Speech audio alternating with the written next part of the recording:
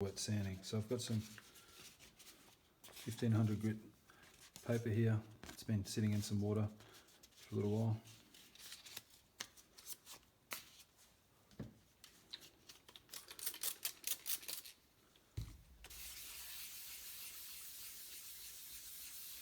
Now wet sanding is a little more aggressive, so you want to be a little careful with it.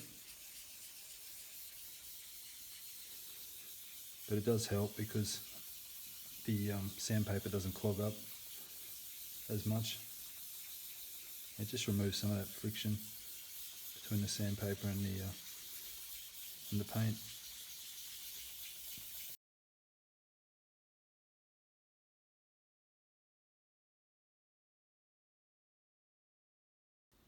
Okay, so hopefully you can see that the guitar now has been sanded mostly flat.